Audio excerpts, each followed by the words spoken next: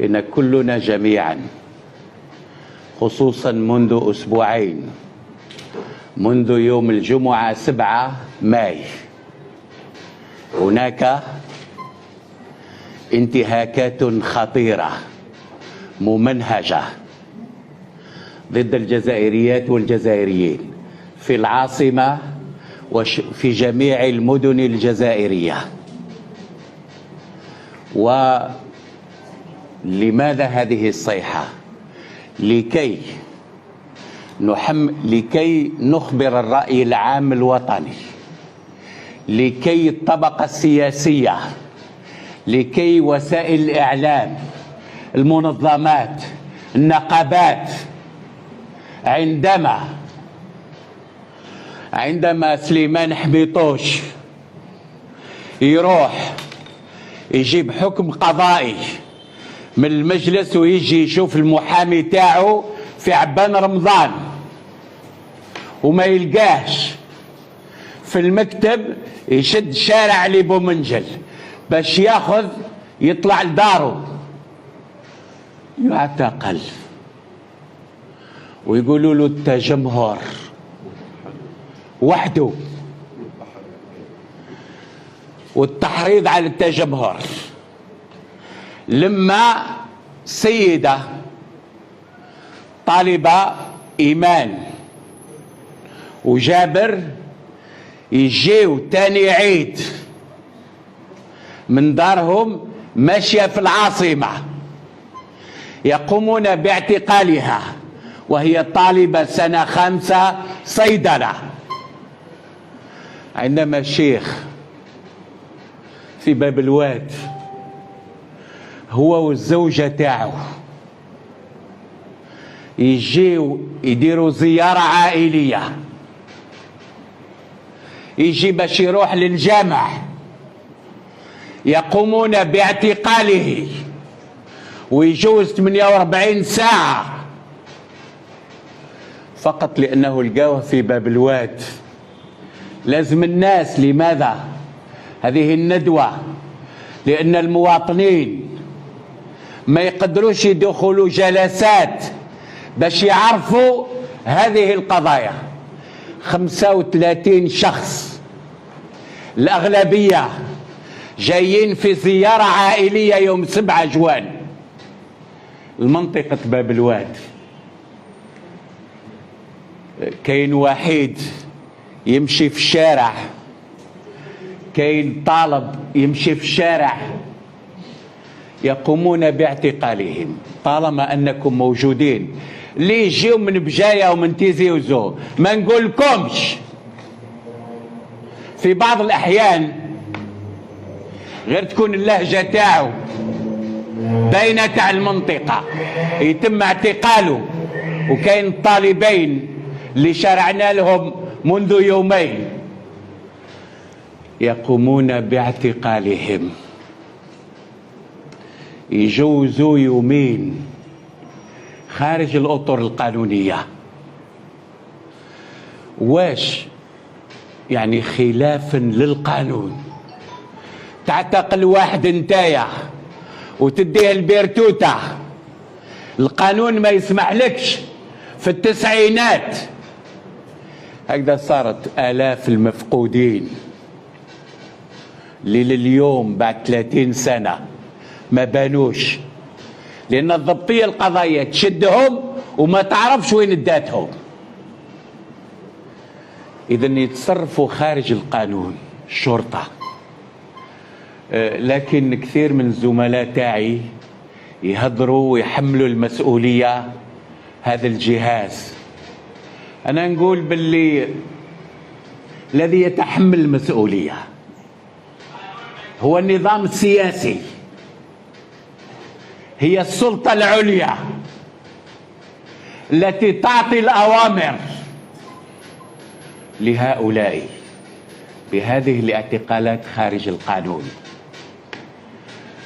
ما يعتقلوهمش فقط.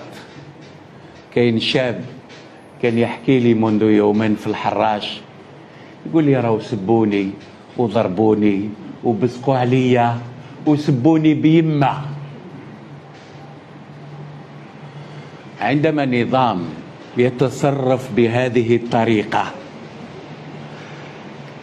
تحت مرأى ومسمع العالم، ولكن العالم ما عادش يشوف، لأن الجلسات مغلقة، لأن وسائل الإعلام ما تقدرش تكتب، ممنوعة بالترغيب أو الترهيب، لأن حتى المواطنين اللي يصور واقعة اعتداء على شخص، واقعة سب، شاب هذا مراد في باب الواد يوم 9 أعطوا له 18 شهر. علاش؟ لأن الوحيد اللي صور الواقعة الاعتداء عليه.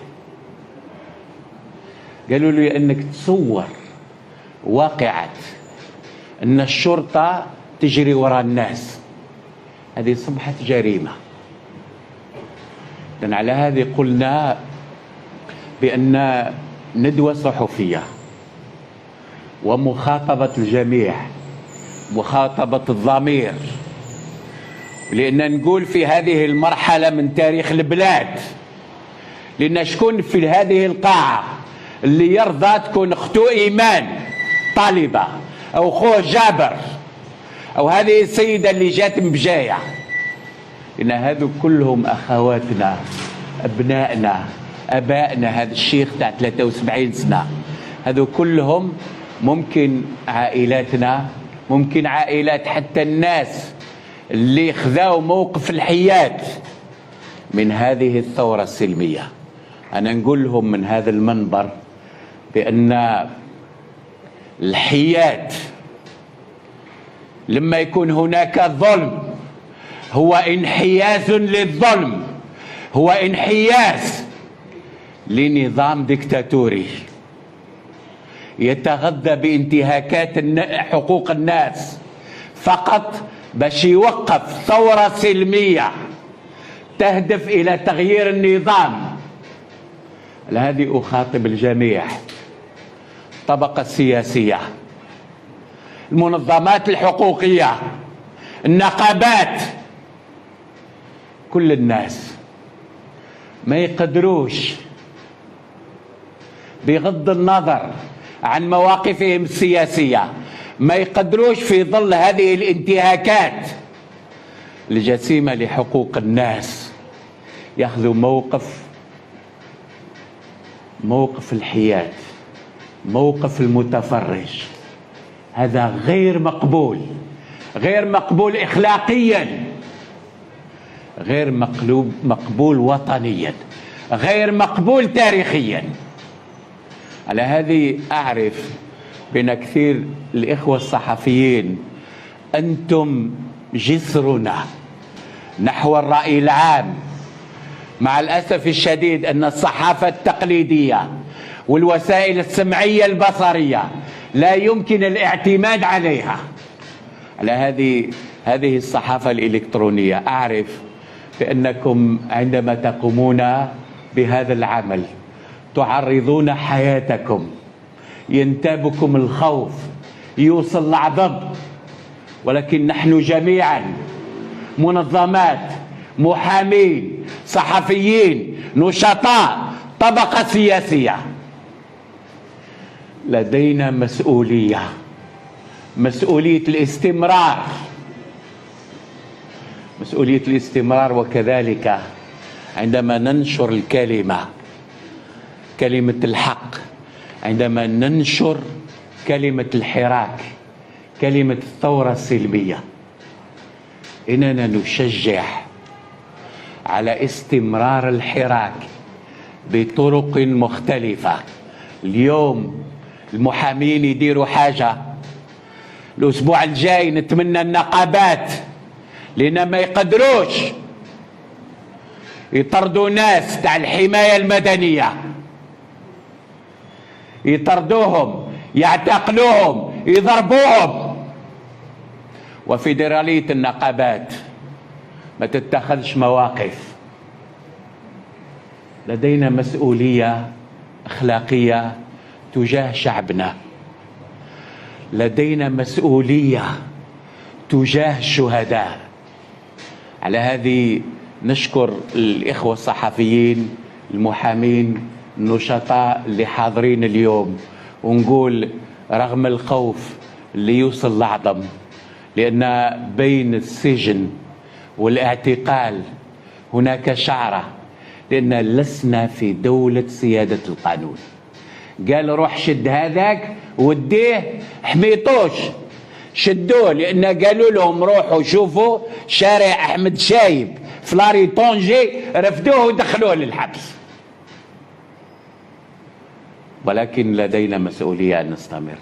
اسمح لي سيد الرئيس إذا طولت عليكم. رك في الوقت. اسمح لي.